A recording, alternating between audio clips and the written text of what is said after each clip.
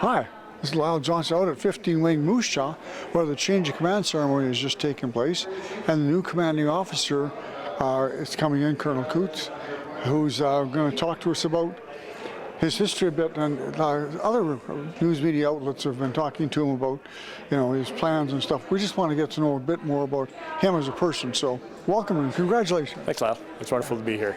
Well, and yeah, so you've had a pretty good career in the military so far. It's, you can tell sometimes when people are, they call them streamers, I guess, when you're identified as a young officer that you have potential to be a leader in the program, and you've shown up, you've got a lot of command positions already as a young man. You're only 28 years in, right? Correct, 28 years of service this summer. Yeah. Wow. And before that, being an air cadet. So, I like to brag about our cadet program. It was certainly a great way to start off a career, and I think you see that with a lot, whether it's Army, Navy, or Air Force. A lot of people start out in those cadet programs. It's a wonderful way for young people to start out and learn about the Canadian Air Forces. And you learned how to fly a plane without an engine before. I did, yes. I was a glider pilot before anything else, and that teaches attention to detail when you have to fly something without an engine. You don't have an option. You are going to land, and it's going to happen when physics dictates. Energy and momentum are all what it's about. Yeah. So anyway, you joined in the 90s. I did. 17 years old, straight out of high school. Really? Yeah. And direct entry? Yeah. No, I went to the Royal Military College of Canada in Kingston. Okay. I did a 4-year degree there, as well as my pilot training during interspersed with French training and other training that you do there along the way, for sure. Well, and you mentioned about the fact that you got training during the summer and stuff. Where did you take your training? Did you come here? I did. Portage de la Prairie. We do the primary flight training in Portage, the Phase 1. And then after I graduated, I came here to Moose Jaw after about a year of on-the-job training with One Wing in Kingston. Came here and started my pilot training in January of 2001. So it's just about the beginning of the NATO flight training program that's continuing today. You're also not just a regular general aviation guy. You also have transport ratings and helicopter ratings in the civilian side of the world. Yes, I have the airline traffic pilot license for helicopters. I finished that after approximately 3 tours of flying tactical aviation, supporting primarily the Army and others, both domestically and abroad. So that was the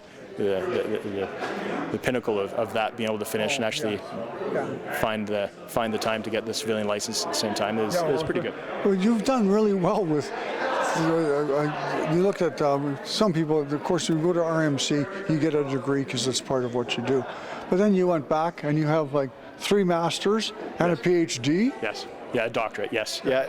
One of the things I've noticed over time is, I think it's the same for any enterprise.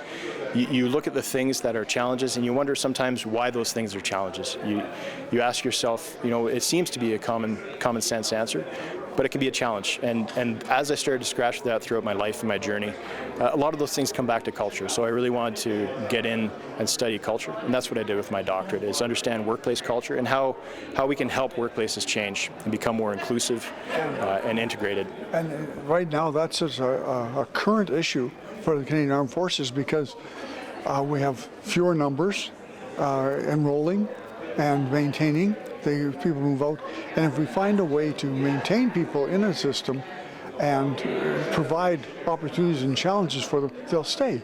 Absolutely. And recruiting them as well. People have to identify with their Air Force. It is their Air Force. It is their Canadian Armed Forces.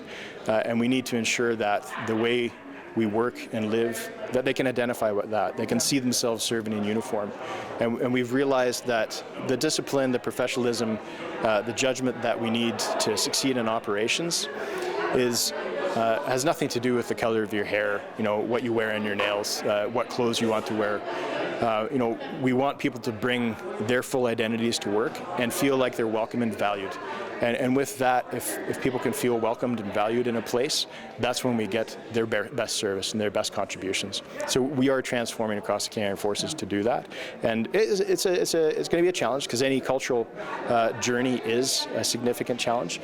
But there's been a lot of people working diligently for several years, and they're going to continue to do that. And I'm confident that transformation is going to happen.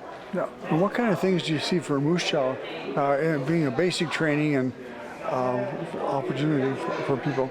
What kind of things do you see that the base is going to or should be addressing that will help people to be more successful that way? In terms of feeling inclusive, Yeah. included? Well, I think my predecessor and the command team with Chief now Major Thorne and Colonel Bouchard, they did an amazing job of helping people feel included, especially during the challenges of the COVID-19 pandemic.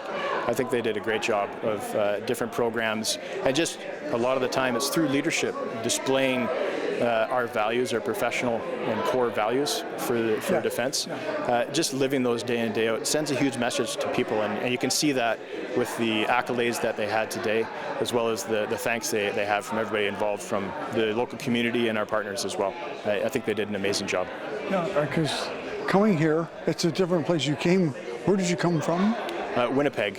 Oh, well, Not you're too used to far away. you're used to flat land then.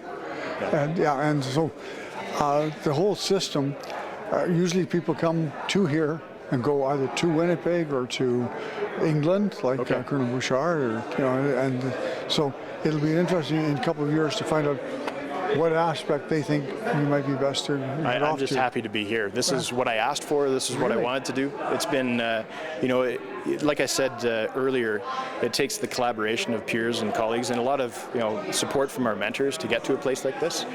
I've had a pretty amazing career, but a lot of that is due to the people that I've worked with that have supported me as we go along, that help mentor me and educate me and train me. So it's definitely a journey, and you never know where that's going to go afterwards. But getting in here, I had that support behind me to get here, and that's been a wonderful experience as well. And I'm just really, really excited to be here with 15 Wing. We're excited to have you. Yeah, absolutely. What family do you have with you? So I have my spouse Beverly. My children are grown up, Okay. so it's just myself and my spouse Beverly living here in town right now. And a dog? No, unfortunately, we had a dog a couple of years ago. He passed, and we haven't gotten a new dog yet. We're still waiting to find that right one, but maybe someday. Well, that's good.